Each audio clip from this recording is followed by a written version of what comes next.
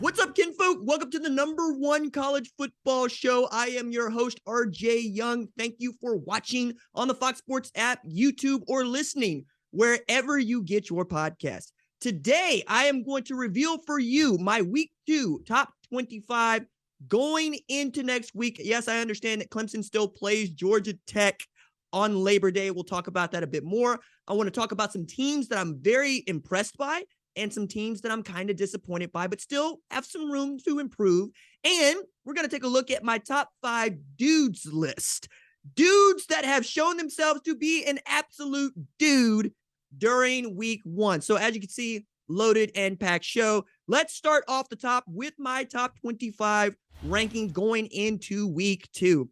The big mover at the top, number 1 is Georgia now. Georgia in my previous preseason was looking at about 3-4-ish, right? That's where I thought they might be in the college football playoff, a team that shows up in the SEC championship game and then demonstrates themselves to be on the eye test, one of those teams that should receive an invitation to the 14 playoff. But then they played Oregon. And it's not that they beat Oregon 49-3. It's that Oregon was ranked number 11 in the Associated Press top 25. And inside of my top 25, even traveling to Atlanta to play the defending national champs. Usually, I'm talking to you like most other people are, us filthy casuals getting at these other filthy casuals about Georgia's defense. But the diehard dog fan would be like, no. The offense is what you're going to be talking about in 2022 because it looks like Kirby Smart and the Georgia Bulldog offense has reached that upper level where their mind, body, and soul must be one. Also, Bruce Leroy, because the dude is Stetson Bennett. My goodness, a guy that walked on at Georgia 5 years ago, still playing football there, living his best life. The prototypical college football quarterback who also ran the Dallas Carter here, which I love. This was an outstanding TD and really not something I expected to see out of do wearing number 13 for the Georgia Bulldogs. And then he's able to escape, evade. Look at this. My God. And then he throws a touchdown pass, running away from Oregon defenders. All of a sudden, Stetson Bennett looking a lot like Bryce Young in 2021. Again, I did not expect to say nice things about Georgia and its offense in 2022, but that's where we are when Stetson Bennett goes 25 of 31 for 368 with 4 total tutties in 3 quarters of football. And then Kirby Smart's defense is still Kirby Smart's defense. As a matter of fact, Dan Lanning had the pleasure of coordinating that defense last year, and Kirby Smart used it to hammer him into the ground with his mostly SEC staff. Goodness me, who is going to stop Georgia in 2022 is the question for all of you. As a matter of fact, to that point, I asked the question, watching Ohio State Notre Dame late last night, would either one of these teams be able to beat Georgia? And even from many Ohio State fans, like, not today, dog. Week 1, it's Georgia. Everybody else can close the gap later on, but right now we are pretty much all in agreement that Georgia is the class of the college football field, something that we're usually saying about Nick Saban and Alabama and how I felt until Saturday when they absolutely stomped a mud hole in Oregon and walked it dry. I also have Ohio State at number 3 here, mostly on 2 things. Alabama goes and beats up on Utah State 55-0, and Utah State is the defending Mountain West champ. They're not bad, guys. Alabama's just that good. It means the SEC championship game probably features Alabama and Georgia come December, and then we may have some variation of those two in the college football playoff, maybe in the national semifinal for back-to-back years, and the third time since 2017. But Ohio State looked really, really tough against Notre Dame. We'll talk a bit more about Notre Dame as we go on through the show, but I've learned a lot about Ohio State and its ability to play nasty football against a Notre Dame team that I got to say was not backing down. I expected this game to look not as lopsided as Oregon and Georgia, but really to cover the spread. And Notre Dame said, no, we are going to be in this for the entire game. We are going to fight and fight back. We have a new starter at quarterback who didn't even throw for more than 177 yards, and yet they're still in the game. They knocked out Jackson Smith and Jigba, which means that C.J. Stroud has to find someone else to throw the football to. Good thing that Brian Hartline is your wide receiver coach and passing game coordinator. And you got guys like Emeka Egbuka who can absolutely step up and make a play here. But you also have, oh my goodness, look at this catch. That's a walk-on, people. That's a walk-on making that catch. And then you're able to play smash mouth football at the goal line. Very excited to see what Notre Dame can do the rest of the way. And that's the other part about this. Notre Dame is still a good football team. You'll know that in my top 25, I had them still in the top 10, mostly because they're able to keep guys like CJ Stroud in check for most of the game. This is a man who I had been used to seeing pass for over 300, close to 400 yards a game, had 4,400 yards passing last year. In this game, a modest 223, but also completed nearly 71% of his passes. You got outstanding run play from Travion Henderson and Mayan Williams toward the end of the game, and you're able to play the kind of nasty football that Ohio State needs to be able to win or to play to win the national championship. And as a matter of fact, Ryan Day said that's the kind of game we actually need to win, and we need more of those, especially as I, like you and many Buckeye fans, were questioning their toughness. I think we know now that they are tough offensively, that they can fight back from some adversity, and that Jim Knowles' defense is going to be all right. We're going to be all right. That's all right. A lot of all rights in there. Okay. Also in my top 25, you'll see Michigan cracked inside of it along with Florida. Take Michigan here for a second. One of my questions for Michigan going into this 2022 season is not necessarily about the quarterback. We'll talk about that in a bit, but what they were going to do defensively. You lost a first-round draft pick at safety in Dax Hill, who's the best natural football player I've seen with my own two eyes. Matter of fact, at one point last year, the starting safety for Michigan, or one of the starting safeties for Michigan, went to Tulsa, Booker T. Washington. Starting safety for the Ohio State Buckeyes, Josh Proctor, went to Owasso. That's like, I could throw a football to most of those places. Well, not Booker T. Owasso. I can throw a football to East Central. Point is, they're from my backyard, and I've got a particular brand of pride there.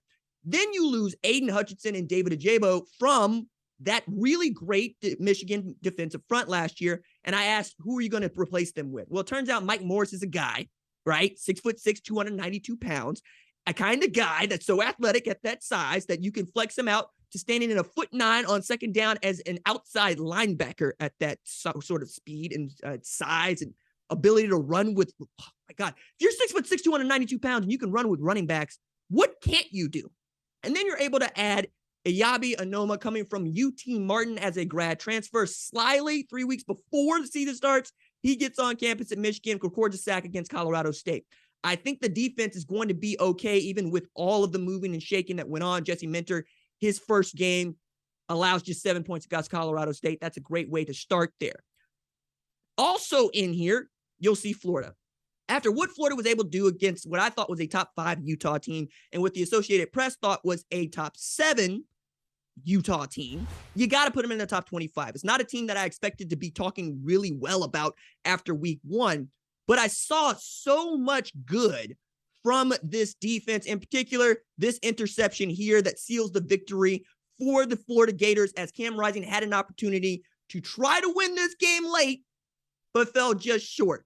Now, that is the positive to take from this from Utah, is that you were in this game every step of the way and you had opportunities to stretch the lead over and over again. But credit to Florida, who bent and bent and bent and did not break, who watched Mohamed Diabate leave Florida to be a linebacker at Utah and probably had some sort of psychological leverage on some of those players, if not the scheme, because we're talking about a totally different regime here. But I also learned that Anthony Richardson can play with poise and is an outstanding Urban Meyer, Dan Mullen style of quarterback playing for Billy Napier. Kind of guy that at that size, about 6'5", 240, you expect to be able to take off and run, and he did. He had over 100 yards rushing in this game. It's one of the reasons why Florida was able to average over 7 yards per carry against a Utah defense that had made its name over the past 20 years by, quite frankly, stopping people from running the football on them. There's also an opportunity for Utah to try to get an edge on playing in the college football playoff based on how they played against a class SEC team, or at least a class SEC program, having won national titles in 2006, 2008, and really helping vaunt the SEC to the front of the line as the best league in all of college football. Florida showed me something offensively, defensively. I think it's going to be a really great game when it comes time to play the world's largest outdoor cocktail party in Jacksonville later this year against the Georgia Bulldogs. I'm excited about that. Back to Michigan for just a second here.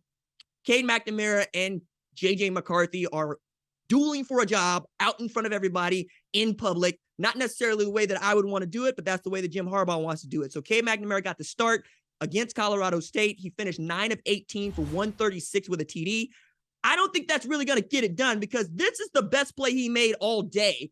A 61-yard receiving touchdown by Roman Wilson is what goes down in the stat book, but you saw that. That's a swing pass.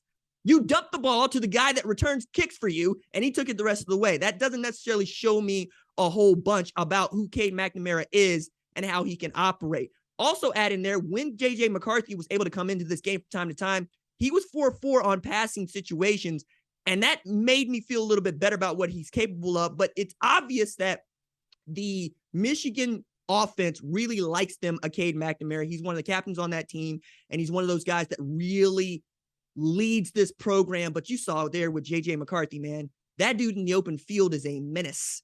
And I think when you get into the class of the Big Ten, you're going to need a quarterback like J.J. McCarthy who can run through people and can outrun the people that are chasing him, especially at a place like Michigan where everybody expects you to run the ball first, second, and third down, and then try to play, or first and second down, and then try to play action pass off the third. JJ gives you a little bit more to do. And quite frankly, I'm more terrified of J.J. McCarthy than I am Cade McNamara, and that's usually the best way for me to say that I'm going to pick a quarterback. Which one of these guys is the one that I'm afraid of when we play scout team? That's the guy that probably needs to be my starting quarterback. Okay, from my rankings reaction, let's move to 3 teams that really impressed me after this week 1. I'm going to list them off and we'll go through them one by one. Oklahoma to start here, USC, BYU. Let's start with Oklahoma, though. The Sooners looked balanced on offense and defense for the first time in half a decade. It is the first time that I watched an Oklahoma football team and said, no, the offense is as good as the defense, and the offense put up 45, okay? That's a great sign for Brent Venables in what is his era of football. Shouts again to him who got the game ball for the win and was emotional about it, was speechless for it. And as he didn't have things to say or things he could say because he was being so overwhelmed, I got to see and hear players say, I'd run through a brick wall for you. You also got to see what it was like for Dylan Gabriel to be the guy.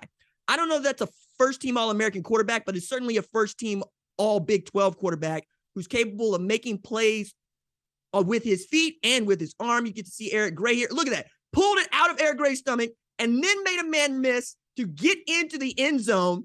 I like seeing that. That's the kind of quarterback that I like to see out there playing for Oklahoma, a guy that can beat you with his legs and with his arms. And my goodness, did Oklahoma find a diamond in the rough in their own backyard? Just a little bit here. We're going to talk about Heritage Hall's own Gavin Freeman, a walk-on Wes Welker type who showed up after having committed to Texas Tech, decommitted from Texas Tech, got the new regime change and said, I'd like to walk on in Oklahoma. My dad played here, played a little tight end. And they said, sure. And he turns out to be a player for them in week 1. Shout out to him. If Wes Welker also sounds a little bit familiar, it's because he also went to Heritage Hall before walking on at Texas Tech to have what I think is a Hall of Fame career, according to me.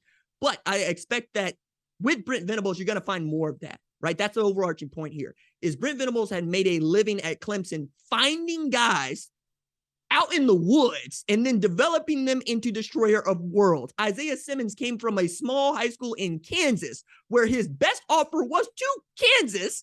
And then Brent Venables went up there, saw that he had a 6'4", 225-pound monster, hugged him around his waist, took him back to Clemson, and developed him into what is becoming the model for the cheetah position at Oklahoma. Back in my day, we just called it nickel, right?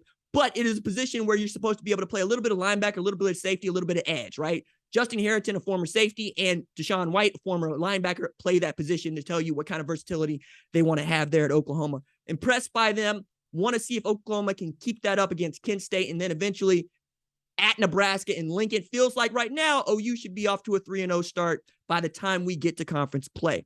Next team that impressed me on this list, got to go with USC and Lincoln Riley, okay? But it's not really about USC and Lincoln Riley. It's about USC and Alex Grinch. Now, I'm a degenerate, so I go and find the Pac-12 playing USC and Rice because I'm interested. I want to know. I also have friends that brave the 100-degree temperatures in Los Angeles to go see the start of the Lincoln Riley era. I'm going to give them a little bit of credit here because they're not used to that kind of heat out there because, well, ocean breezes and stuff, but just going to say that it's 84,000 and full at Oklahoma for UTEP and 96-degree heat and humidity. That said, Shane Lee, among three, had pick sixes in this game against Rice. Now, all of these were tip passes, right, from wide receivers, so they're flukes, but Johnny on the spot is Johnny on the spot, and then taking it back the whole way, that's nothing to sneeze at, man. And for Alex Grinch, who is a tackles for loss and takeaways freak, that is what you want. You want opportunistic players. You want players that are going to make big plays that swing the game. Grinch is a guy that once commissioned a math professor at Ohio State to find out how many takeaways it takes to get to 9 wins. Found the number was 22. Get 22 takeaways, probably going to win 9 games, regardless of how good your offense is. The thought being that if you marry Alex Grinch's takeaway philosophy with Lincoln Riley's ability to move the football into the end zone, you should have a dynamic offense and defense. And it looks like that's what they got at USC, where you got 18 points of your 66 coming from the defense. That's a great way to start the 2022 season. And all of a sudden, feels like USC is the class of the Pac-12, with Oregon and Utah getting beat down by SEC East opponents. And USC slowly off to a 1-0 start, already to a quarter of their win total in 2021. Let's see how they progress. By the time USC gets an opportunity to play Notre Dame, I hope that that is a big game that has some college football playoff implications inside of it. Okay, last team that really impressed me this weekend, Brigham Young University. That's right, BYU. They went down to Tampa to play the South Florida Bulls, where they were an 11.5-point favorite, and they won 50-21. This is who BYU has become over the last 3 years. A team that you are getting ready to bank on winning 10 games a year, playing an independent schedule. If I called them Notre Dame light, they might take some offense to that, but that's how it feels. You're barnstorming around, you're taking on all comers, and you are absolutely throwing down. And they threw down a gauntlet going into this week where they get number 10 Baylor. We'll see what the rankings say on Tuesday for the AP, headed to their house in Provo. That's with Jeff Grimes, a former coordinator at BYU, returning, and Dave Aranda and Ron Roberts bringing the whole defense that put up a total as a program, 69 points on FCS Albany on Saturday night. I'm very excited to see what BYU looks like and what Baylor looks like in a game that I think is going to be low-key as good as Arkansas-Cincinnati was on Saturday. Keep your eyes on BYU. I think they're going to make some noise in 2022. All right. From the teams that impressed me to 3 teams that kind of disappointed me. All right. We got some room for improvement here. It's not that they're out of any contentious week 1 for people, for crying out loud. Now, I got Iowa, Utah, and Oklahoma State I want to go through here. The Hawkeyes won their way. Since Hayden Fry became the head coach at Iowa, Iowa has never once had an identity crisis. They know exactly who they are and what they plan to do. Now, a lot of that is because Kirk Ferentz has been the head coach since the 20th century, quite literally. But they want to run the ball and they want to play outstanding defense.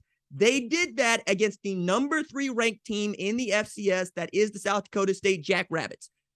The problem that many people have with it, especially with them still being in my top 25, is that they didn't score a touchdown. I don't see that as a bad thing. I'm on my roll safe knowledge here. It don't matter that your offense can't score TDs if their defense can't score TDs, or their offense can't score TDs. You know what I'm saying? You could play outstanding defense and have a mediocre offense and win championships. See the 2000 Baltimore Ravens. If that's who Iowa's going to be in 2022, sign me up, because I'm here for good football. You can play good football by scoring a bunch of points. You can play good football by stopping people. But the one thing I know to be true is you will not win any championship without a defense. They already have that, with Jack Campbell leading that charge. If Spencer Petras figures it out, finds a couple other receivers to go along with Bruce and Sam Laporta, I think that they're going to be just fine. However, I'm a little disappointed that they did not win by 20-3. Right? I don't think anybody be mad about that, knowing that South Dakota State is a good football team. You got to be able to score touchdowns at some point during the season. You don't have to be able to bank on it, but if your defense is still the defense that you had in 2021, and it seems to be so stifling, they're going to be okay. Just a little bit disappointed. I wanted them to be a bit better. I'm still excited to see what Iowa looks like against Michigan, that game at Kinnick Stadium on October 1st. All right. The Utes missed an opportunity to put the Pac-12 firmly in the college football playoff, if you ask me, by getting what I thought could have been a resounding win against a program that we all think the world of in Florida, what they've been able to do over the past 20 years. They squandered opportunities in the red zone.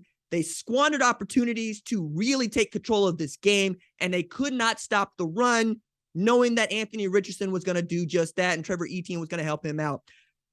For Utah, you have to deal with the reputational damage to your league, where you were the team that most of us picked to be the one to most likely represent the Pac-12 in the college football playoff, and you're the defending Pac-12 champion.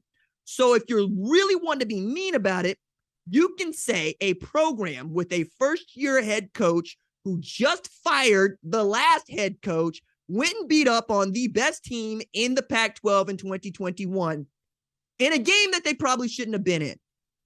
It's just not a good look if you are the Utah Utes, and it got so much worse. We'll talk about that here in just a little bit, but as producer Tyler had said before the show kicked off, Utah feels down bad. They can come back, but right now they feel down bad. All right, from this team, let's go to the Oklahoma State Cowboys. I think it's really about the defense for them. We know that Spencer Sanders has full control of the offense. Mike Gundy said at Big 12 Media Days that he thought that Spencer Sanders was a magician in their offense. I asked him to expand on that. Most of what he said whittles to this. I'm paraphrasing. He's got the experience and the understanding to get us in and out of bad plays and to make things happen with his legs when the play just doesn't go according to plan. And I saw a bunch of that in their game against Central Michigan, where he had over 400 total yards and put up a bunch of touchdowns. The score was 44-7, I believe, or 44-10 at the half. I know that Oklahoma State thought the game was over, but it wasn't, because Daniel Richardson of Central Michigan decided that in the second half, no, we're going to be about this task. And I have questions about Oklahoma State's defense now. Now, Mason Cobb is not Malcolm Rodriguez, but he could be pretty doggone good as a linebacker. He had 11 tackles, 2.5 for loss. I also think that they're going to get more out of Tyler Tracy, who had 2.5 tackles for loss, but also did a great job of just beating the man in front of him. Derek Mason has some fixes to make on his defense, most of which I think come down to tackling.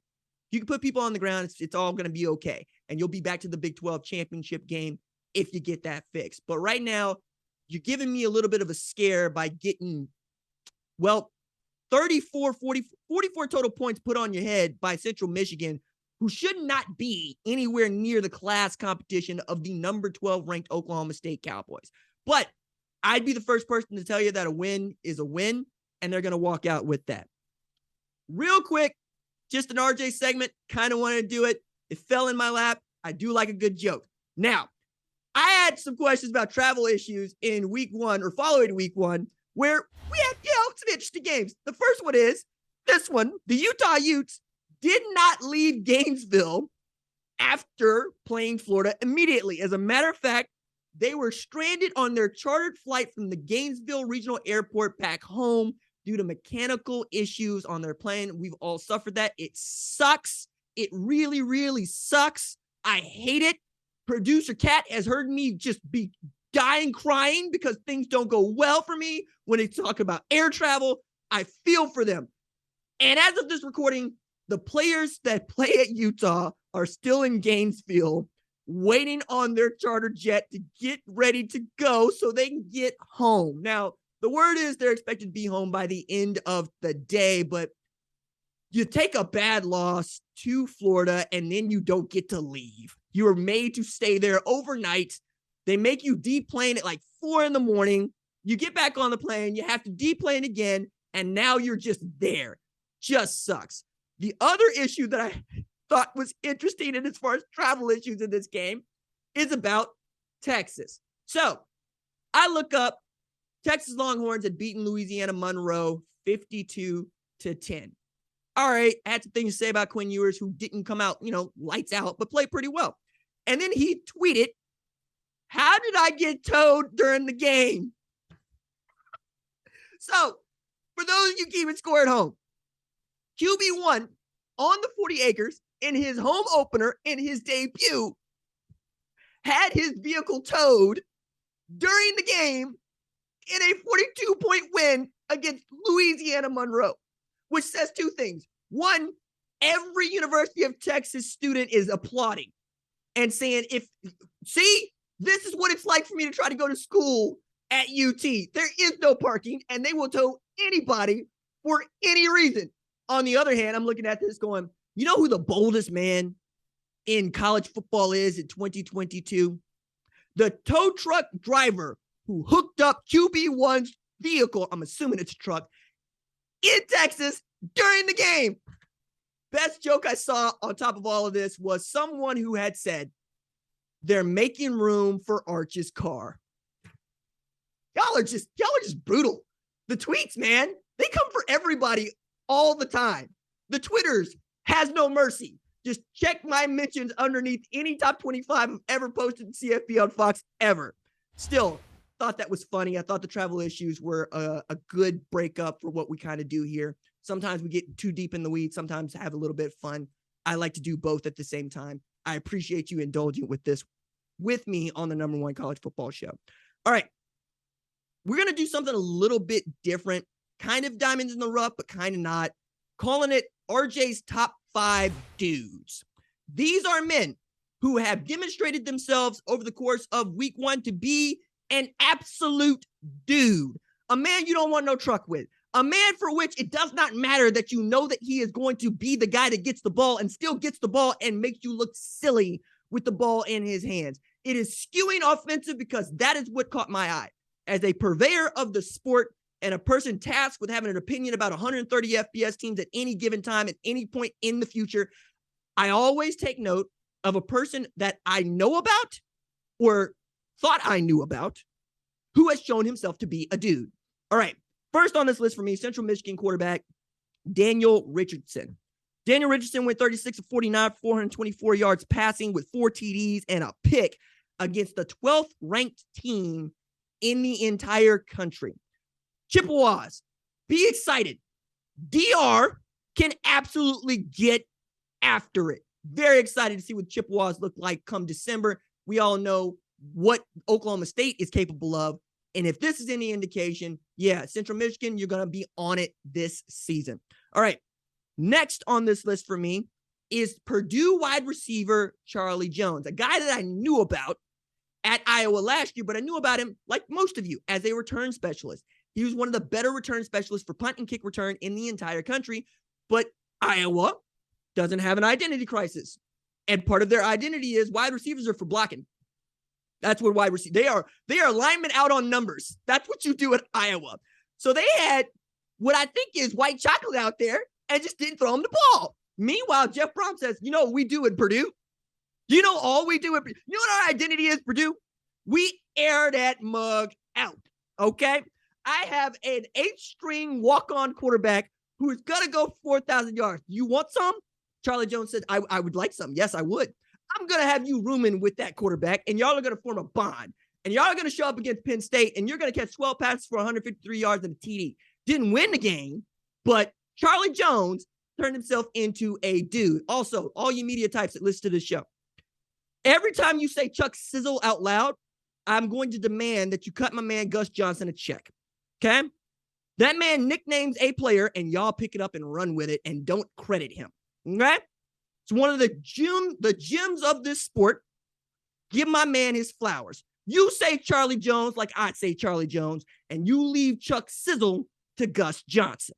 All right, next on this list for me, coming out of the backyard brawl, which was a fantastic affair. Glad that that game is back on because it matters. West Virginia running back? Question mark? C.J. Donaldson. Now, C.J. Donaldson was listed as a tight end before the kickoff of the backyard brawl where West Virginia narrowly loses to number 17 Pittsburgh. And then I checked the next morning to be like, okay, did they change his position? Because he had 7 carries for 125 yards against Pittsburgh in the backyard brawl. And as of Friday morning, my man was still listed as a tight end. All of 6'2", 240 pounds. is an absolute unit back there, and I don't know who's going to want to tackle him. I think C.J. Donaldson is going to be an absolute problem at 7.5 yards deep behind JT Daniels come Big 12 season. This is going to be a lot of fun to watch. Next on this list for me, a dude that I kind of knew was a dude and then demonstrated himself to be a dude. This would be North Carolina quarterback Drake May, who popped onto the scene first by committing to Alabama in the 2021 class and then flipping his commitment to UNC and Mac Brown. The last time that Mac Brown made that high caliber of a quarterback flip, his name was Sam Howell, and he changed the program for good. Okay? Same thing seems to be happening with Drake May.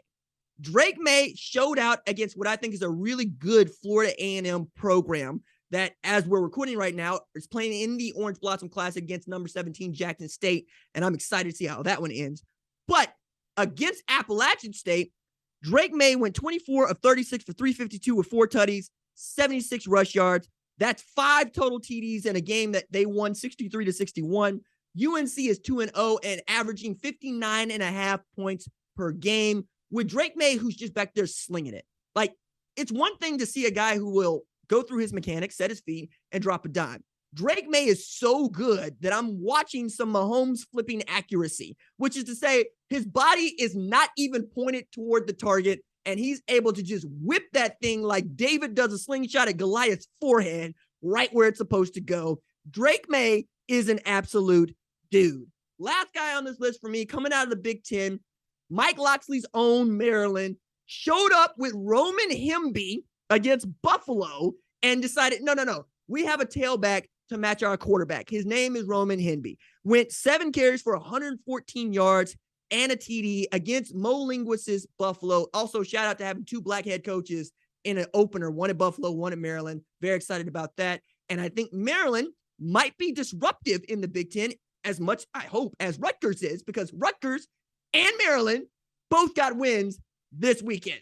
Rutgers gets a dramatic win against Boston College by a point. Shout out to the Fighting Shadows in New Brunswick in Piscataway.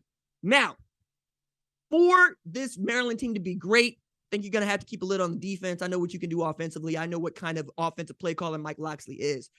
But I'm excited for what's in store for the rest of this college football season if this week 1 is any indication. All right.